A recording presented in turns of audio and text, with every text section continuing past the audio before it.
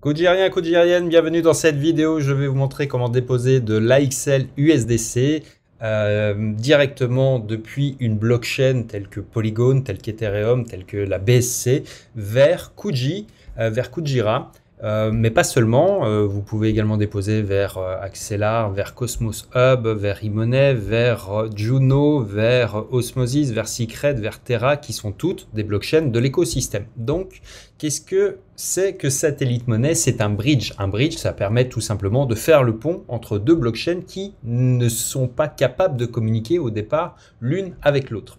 Alors, il y a quelques petites choses à savoir, c'est que si on envoie de l'USDC par exemple d'Ethereum vers Kujira, on a des frais qui sont de 10,50 $. C'est relativement cher, c'est pas si cher que ça parce qu'aujourd'hui Ethereum est peu utilisé au moment où j'enregistre, et ce qui fait qu'il y a assez peu de frais, ça demande tout de même 15 minutes, mais c'est pas forcément extrêmement cher. Mais en revanche, on peut faire beaucoup moins cher, ne serait-ce qu'en utilisant Polygon. Par exemple, si vous avez l'argent sur Polygon, vous pouvez tout simplement envoyer vers Kujira de la XL USDC si vous avez déjà de la XL USDC sur Polygon. Vous pouvez l'envoyer également vers Atom, ça marche exactement pareil. Vous voyez que les frais en revanche sont beaucoup moins chers, et pour cause, puisque on passe par Polygon qui est un layer 2, c'est-à-dire une surcouche d'Ethereum qui, pour le dire très simplement, en fait regroupe les transactions pour faire diminuer les frais. Donc concrètement, ça va toujours se passer de la même manière, c'est que vous allez connecter finalement votre portefeuille de source qui va être généralement j'allais dire MetaMask, et ensuite vous allez transférer vers votre portefeuille Keplr qui est donc plugué sur la blockchain, sur l'écosystème Atom. Et là, on peut faire directement de l'autofill. Alors là, ça tombe bien. Moi, je vais le faire vers finalement Osmosis, puisque j'ai besoin de faire quelques OP dessus. Donc Osmosis, c'est la même chose. La procédure sera exactement la même.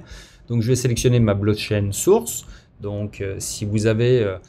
alors Binance, c'est pas l'exchange, c'est la blockchain. Encore une fois, il faut que vous ayez de l'argent sur votre portefeuille MetaMask.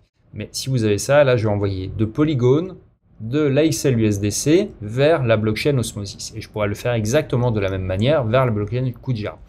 Donc là, qu'est-ce que je fais? Eh bien, je connecte mon portefeuille Keplr et il vient remplir automatiquement en fait le portefeuille. Maintenant, qu'est-ce qui se passe? Alors, il va falloir que je fasse une petite opération, c'est que nativement, l'AXL USDC, c'est pas de l'USDC.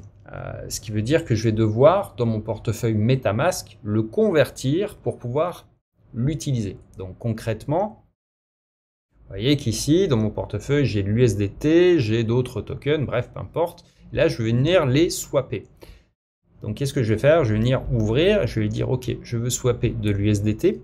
Et cette USDT, en fait, je veux envoyer, alors il y a un et quelques, allez, on va dire 105, histoire d'être tranquille. Et je vais sélectionner ici, alors pas de l'USDC, parce qu'encore une fois, c'est pas celui qui est vraiment celui qui nous intéresse, mais de l'AXL USDC. On va faire un swap. Et là, il va aller chercher les différentes cotes. Alors, moi, je suis toujours sur Ledger, donc il faut que je valide la transaction. Mais vous, ça sera la même chose, sauf que vous n'avez pas besoin de Ledger. A priori, si c'est le cas, vous avez juste le petit panneau de Ledger qui s'ouvre et vous ouvrez la blockchain Polygon directement sur votre Ledger et vous faites un swap. Alors là, il nous dit qu'il y aura 3 confirmations. Donc on va venir attendre les 3 confirmations. Là, j'en ai une qui vient d'arriver. Hop, je l'accepte. Une deuxième.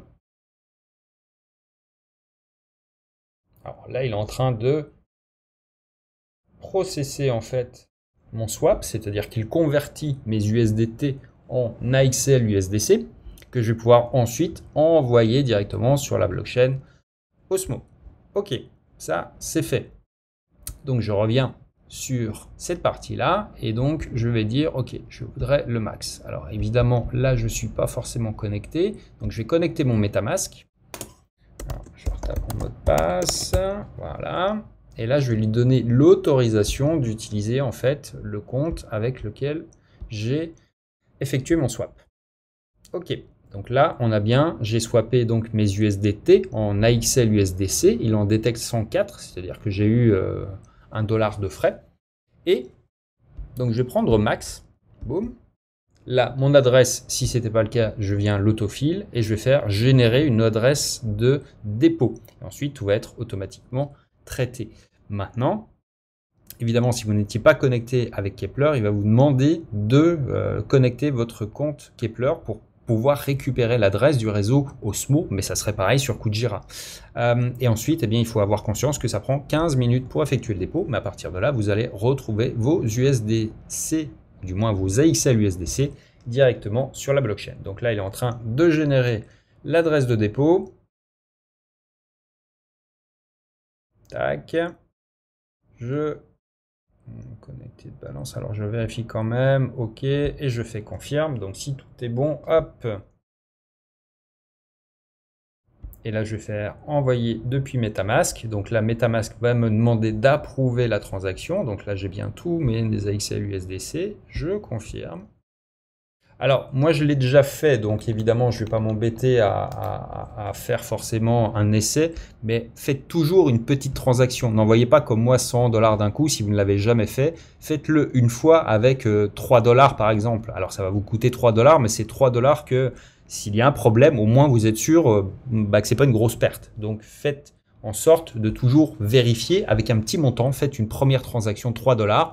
Vous retrouverez 1,5 $, donc ça va vous coûter 1,5 $ pour être sûr de ne pas perdre vos 100 $ ou vos 1000 $ si vous faites un transfert ensuite. Donc vous voyez qu'il y a ensuite un petit peu de temps qui va passer, ça vous évitera de stresser si vous envoyez beaucoup d'argent d'un bloc. Donc ne faites jamais un premier gros transfert, faites toujours un petit transfert, un premier petit transfert qui va vous sécuriser et faire en sorte que vous êtes certain que tout marche bien. À partir de là, vous pourrez envoyer beaucoup plus une fois que vous avez fait la mécanique, mais vous voyez, elle n'est pas très compliquée en fait. On sélectionne la blockchain source, le réseau de destination, on fait en sorte d'ajouter de l'AXL USDC dans notre portefeuille. Alors si c'est directement depuis Ethereum, vous n'avez pas besoin de faire cette manip, puisque l'USDC est supporté directement par XLR. Bref, je ne vais pas rentrer dans tous les détails, mais de toute façon, ça ne fait pas forcément sens de l'utiliser depuis Ethereum. Mais encore une fois, cette manip n'est intéressante que si vous avez vous-même un portefeuille MetaMask sur lequel vous avez déjà des stablecoins ou d'autres coins, parce que vous pourriez très bien convertir par exemple des Matic qui sont donc sur votre portefeuille et les swapper directement en AXL USDC. J'aurais pu faire ça, j'en ai pas beaucoup donc je l'ai pas fait, mais j'aurais pu le faire de cette manière-là aussi. Toujours est-il que c'est une manip qui est assez simple à faire finalement et que ça vous permet de faire naviguer en fait de l'AXL USDC, ensuite de pouvoir faire vos petites opérations, soit sur Kujira directement sur l'écosystème, soit sur Osmo, soit sur Atom, peu importe. Et vous avez vos fonds qui arrivent assez facilement et à pas grand frais finalement, puisqu'on est sur 1,50 $. Donc encore une fois, très peu cher, très pratique, mais faites attention à deux choses. La première, c'est que c'est un bridge. Un bridge, c'est souvent là où il y a des risques de hack. Ça ne veut pas dire que votre argent va disparaître quand vous allez le transférer, ça veut dire que souvent, en fait, c'est pas le token natif. Vous voyez que c'est de l'AXL USDC, c'est pas de l'USDC. Ça veut dire qu'en fait, il y a toujours une espèce de contrepartie en USDC qui est quelque part et que les derniers hacks qu'il y a pu avoir sur la blockchain Ethereum sont tous venus de bridge. Donc, évitez de stocker de l'AXL USDC. Une fois que vous l'avez sur votre réseau de destination, dépensez-le. N'envoyez que ce que vous avez besoin d'avoir pour finalement faire vos opérations. Si vous voulez acheter du Kuji, achetez du Kuji directement, mais ne gardez pas trop d'USDC parce qu'il y a toujours un petit risque. Un petit, ça ne veut pas dire que ça va arriver, mais encore une fois, il faut avoir conscience que c'est un petit risque. Donc moi, je ne regarde jamais plus de 100 $ en AXL USDC parce que comme ça, je suis sûr que si jamais, au grand jamais, il y arrivait un problème, et on a vu que c'était quand même largement possible, je peux m'asseoir sur 100 $, c'est pas très grave en fait en soi, je m'en remettrai. C'est moins vrai si on a transféré beaucoup d'argent. Donc j'évite toujours quand c'est pas des tokens natifs, et là, encore une fois, c'est pas de l'USDC, c'est de l'AXL USDC. Ça reflète l'USDC, mais c'est pas de l'USDC natif.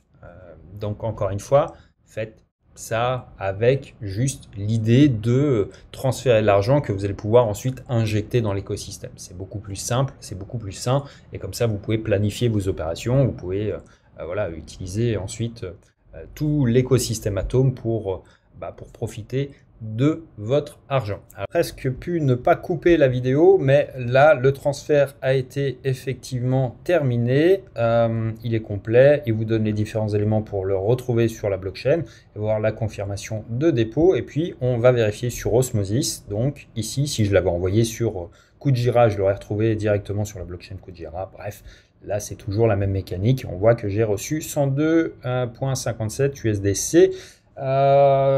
C'est-à-dire mes 104 moins les 1,50$ de frais. Donc tout est parfait. À partir de là, je peux faire mes swaps, je peux acheter de l'Osmo, je peux faire exactement ce que je veux. Voilà pour ce tutoriel. J'espère que cette vidéo vous aura aidé. Si c'est le cas, n'hésitez pas à mettre un like et à vous abonner à la chaîne. Encore une fois, on est vraiment très early sur l'écosystème Kujira. Il y a énormément de contenus qui vont arriver, beaucoup de vidéos, beaucoup de tutos, beaucoup de choses qui sont extrêmement pertinentes. Si vous voulez participer à cette aventure, et encore une fois, ça n'est en rien un conseil en investissement, eh bien n'hésitez pas à activer la cloche, à vous abonner et puis à nous laisser un petit commentaire pour nous encourager. À très vite.